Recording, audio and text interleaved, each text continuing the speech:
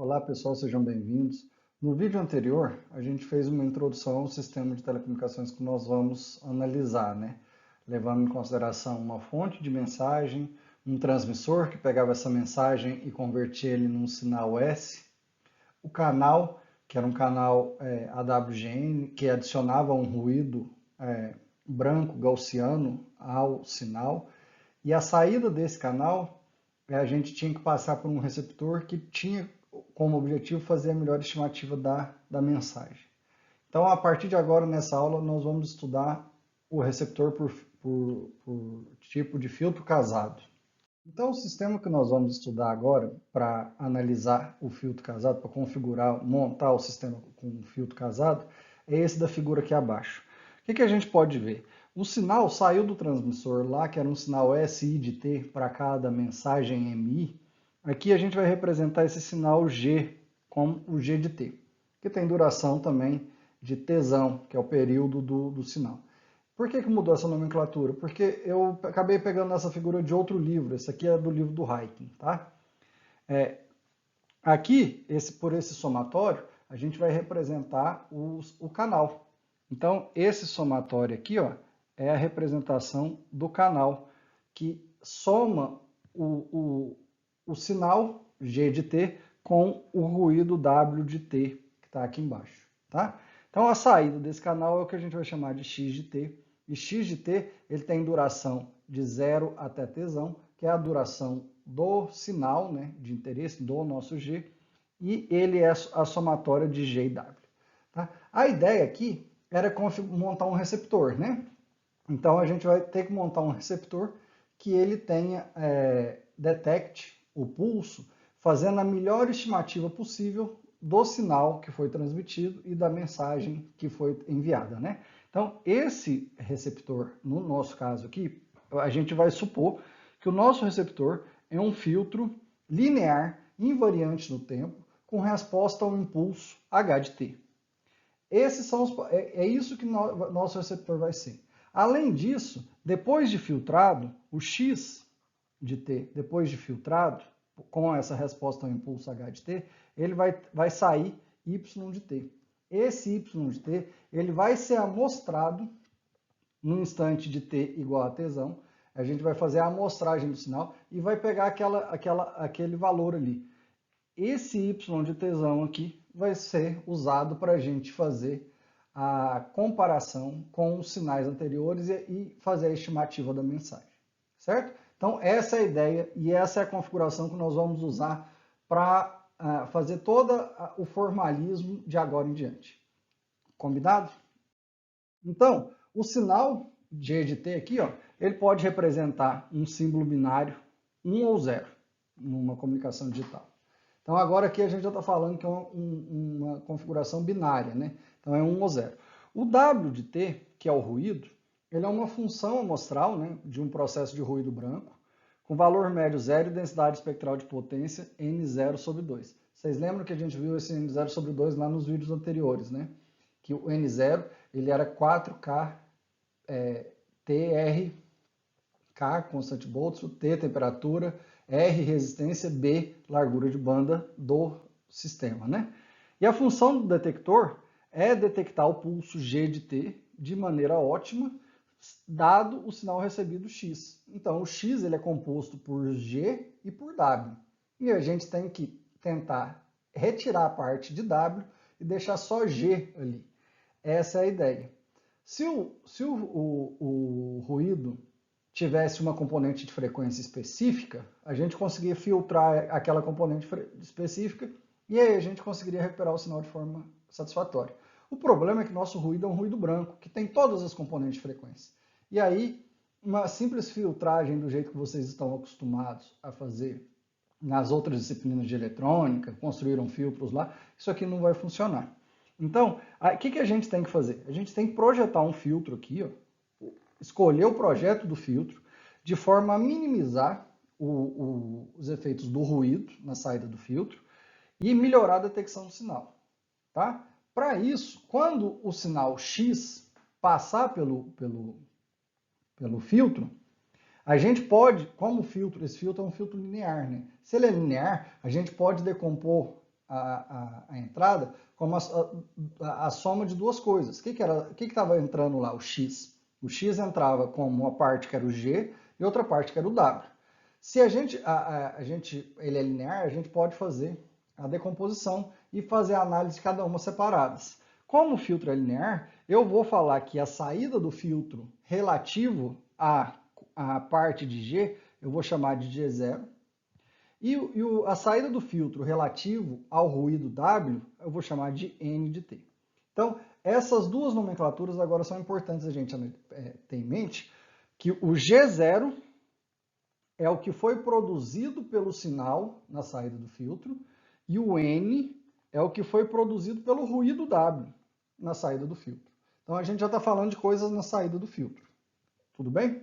Então, uma situação simples para a gente maximizar o nível de sinal, a quantidade de sinal que tem ali, maximizar o G0 e minimizar o ruído, a parte do ruído depois do filtro, que é o N, a gente comparar os dois, uma técnica interessante é a gente comparar no instante T, tesão, no instante tesão, qual que vai ser o que tem maior potência.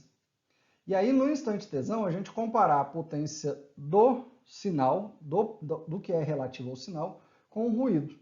Isso aqui, ó, que a gente chama aqui de neta, é a relação sinal-ruído de pico do pulso.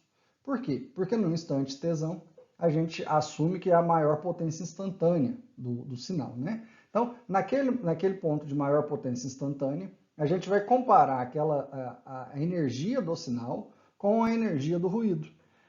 A energia do ruído depois do filtro. Então, o que a gente quer fazer é qual que é a potência, relacionar a potência do sinal aqui em cima com a potência do ruído aqui embaixo.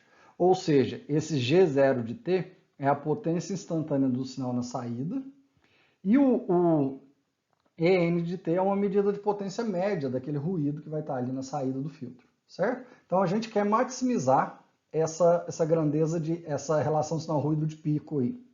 Então, para fazer essa análise, o que nós podemos considerar?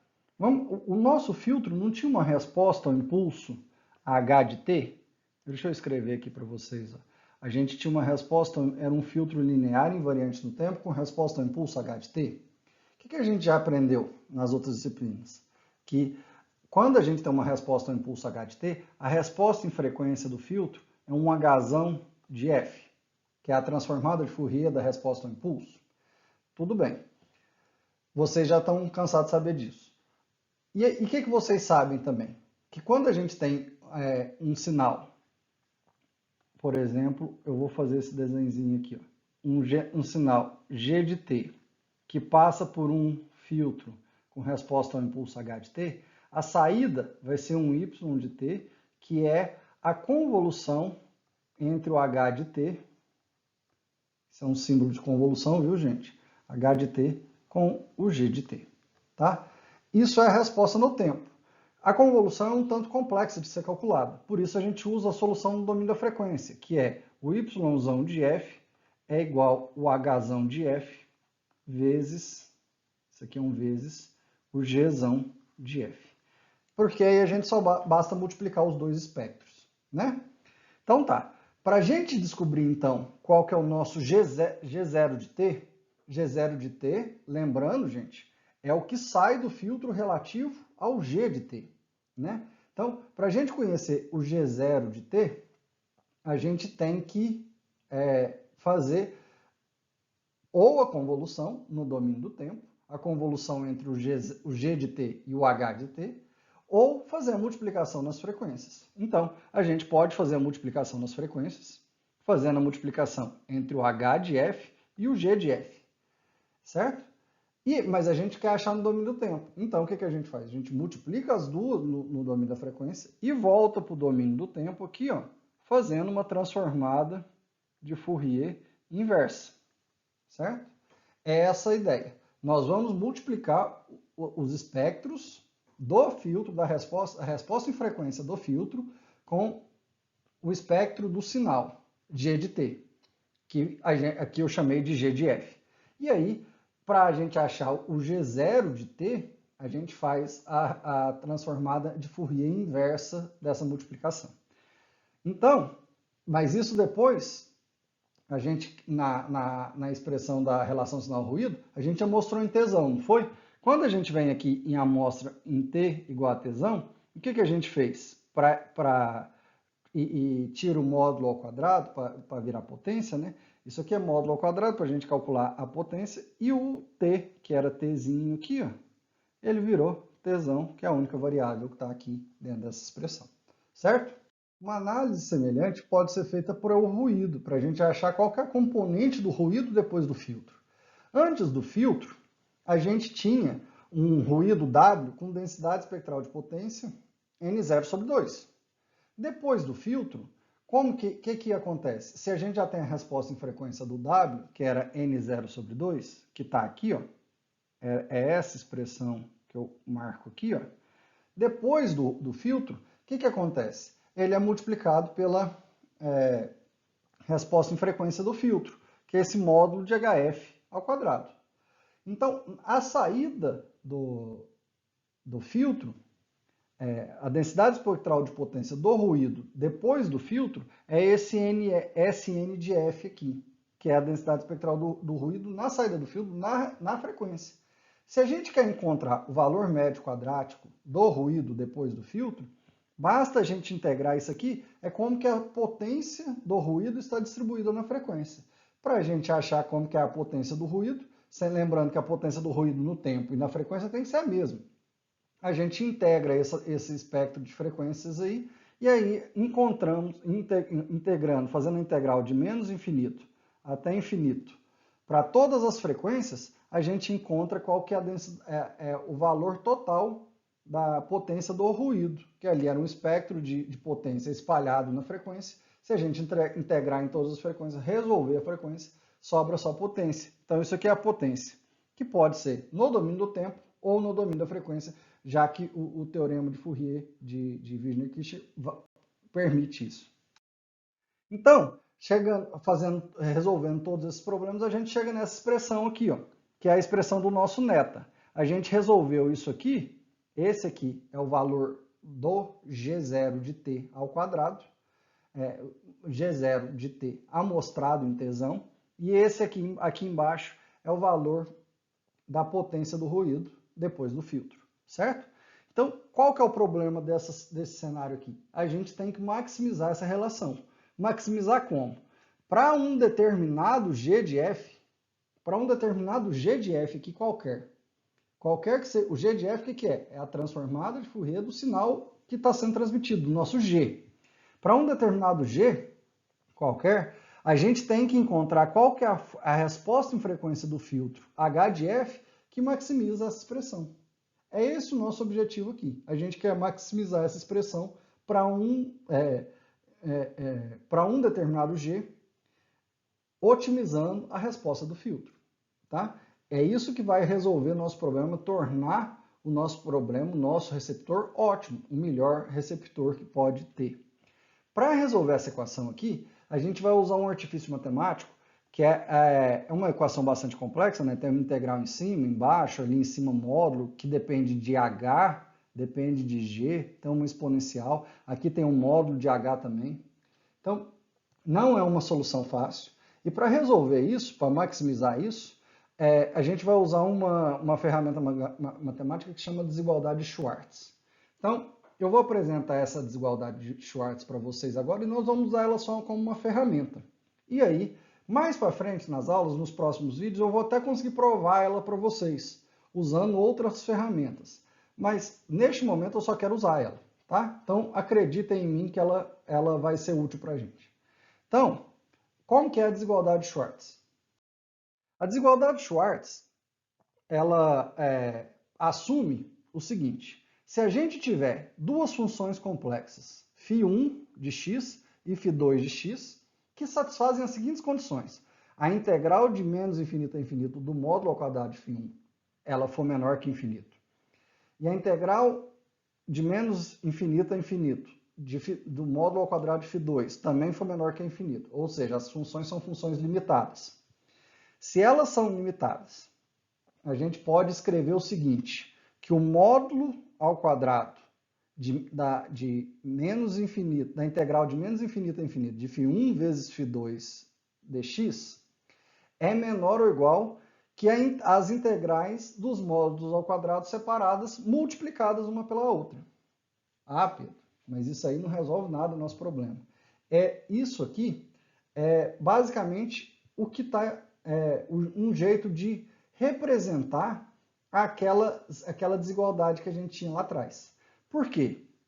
Porque no parte de cima da equação, a gente tinha uma expressão exatamente parecida com essa aqui, ó, que era o módulo ao quadrado da integral, que era h vezes g vezes uma exponencial. Se vocês voltarem nos slides, voltarem no vídeo, vocês vão ver isso. E aí a gente pode escrever aquela parte de cima como uma multiplicação de duas integrais. E aí, ó, além disso, na teoria da desigualdade de Schwartz, aquilo ali só é válido, aquela expressão anterior só é válida se φ1 é um múltiplo de K de φ2, do conjugado de φ2. Se isso aqui vale, K é uma constante arbitrária, né? E o asterisco representa o conjugado. Então, aquela expressão anterior é válida se φ1 é igual a K vezes φ2 conjugado. Certo? Aquela expressão é o que a gente vai usar. Ela vai ser útil para a gente. Então, se a gente olhar lá atrás, a gente pode falar que φ1 é h de x e φ2 é g de x vezes a exponencial. E aí a gente conseguiria representar essa integral, esse módulo da integral aqui grandona, como essa multiplicação de duas integrais aqui. Detalhe, na segunda integral, o termo de exponencial sumiu. Por que ele some?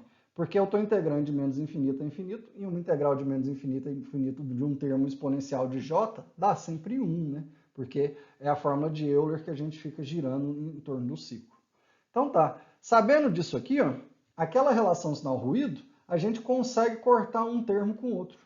Ou seja, o termo, esse termo aqui, ó, ele aparece em cima e embaixo ao mesmo tempo. Essa integral do módulo de h de f ao quadrado. E aí a gente consegue cortar isso. E aí a nossa relação sinal-ruído de pico, ela fica o 2 sobre n0 vezes a integral de menos infinito de g. Ou seja, a nossa relação sinal-ruído agora só depende do fator do sinal e só depende do fator n0, que é a densidade espectral de potência do ruído original, antes de ser filtrado. Ou seja, no nosso fator, a nossa relação sinal-ruído de pico agora não depende mais do filtro, da resposta em frequência do filtro, certo? E por que isso é bom? Porque nós conseguimos maximizar ela aqui. Ela está num ponto máximo. É o ponto de máximo dela. Se a gente aplicar uma filtragem desse jeito, a gente consegue obter uma relação sinal-ruído de pico, que é o nosso objetivo, para conseguir detectar de forma mais eficiente o sinal que foi transmitido. Ok? Tá. Então, sabendo desse jeito, a relação sinal-ruído de pico neta será máxima quando o h de f for escolhido de forma que isso aqui seja obtido, certo?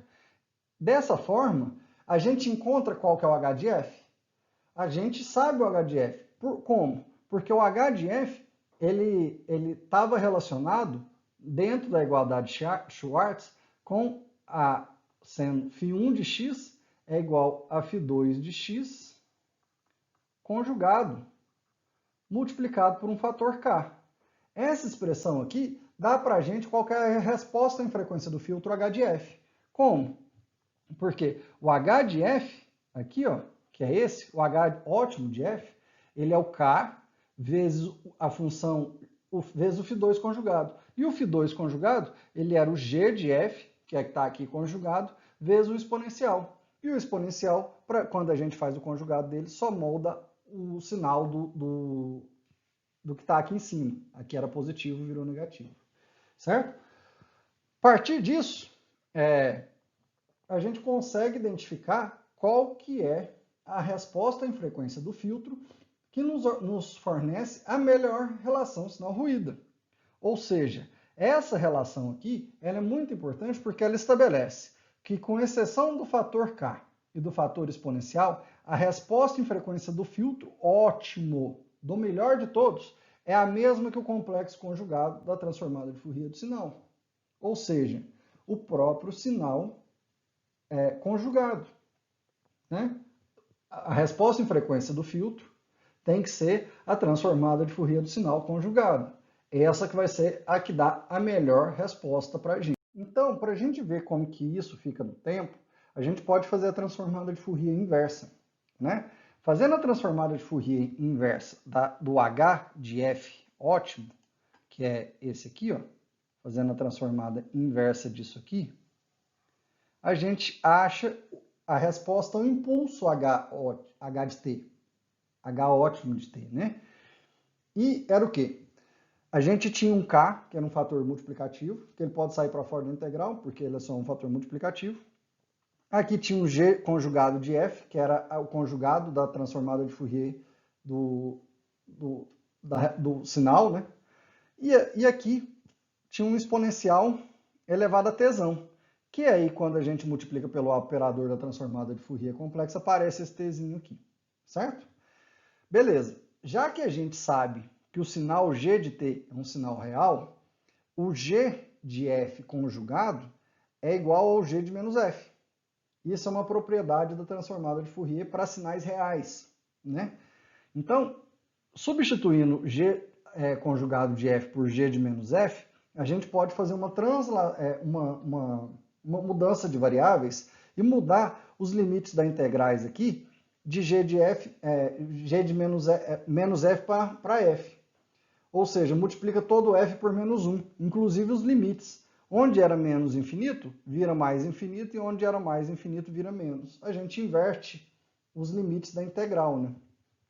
E aí aparece aqui um G de F, e esse sinal que estava aqui negativo, ele vira um sinal positivo.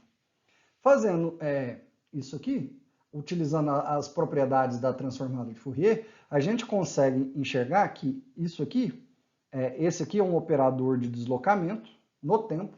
Então, a transformada inversa do G de F é G de T, que aqui está deslocada e operando com o operador de T menos Tzão. Tzão menos Tzinho. Ou seja, o que isso significa para a gente? A equação, essa equação mostra o quê?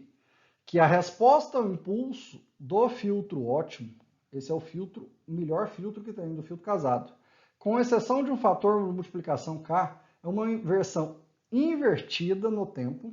Então, é o sinal que a gente tinha no tempo invertido e atrasado em relação ao sinal de entrada G de T. Ou seja, o nosso filtro, agora, eu explico para vocês porque ele é um filtro casado. Porque ele é o próprio sinal invertido no tempo e atrasado. É uma versão invertida e atrasada do próprio sinal. A resposta ao impulso do filtro ótimo é uma versão invertida e atrasada do próprio sinal. Isso é o filtro casado. E lembrando, gente, que a gente não fez nenhuma suposição a respeito de formato de modulação, de tipo de sistema, de considerações a respeito do transmissor, do receptor, do canal. A única suposição que a gente fez é que o nosso ruído era um ruído de entrada, era um ruído branco, era um ruído estacionário, com valor médio nulo e densidade espectral de potência N0/2. Ou seja, a gente não fez nenhuma suposição estatística sobre o ruído aqui, que foi analisado. Então, essa derivação, esse filtro casado, é uma derivação muito importante que resulta num sistema ótimo de melhor desempenho para rejeição de ruído e recuperação do sinal em sistemas de comunicação digitais. Certo? Esse vídeo já ficou um pouco comprido, vou encerrar esse vídeo por aqui. Nos vemos nos próximos vídeos. Abraço e até mais.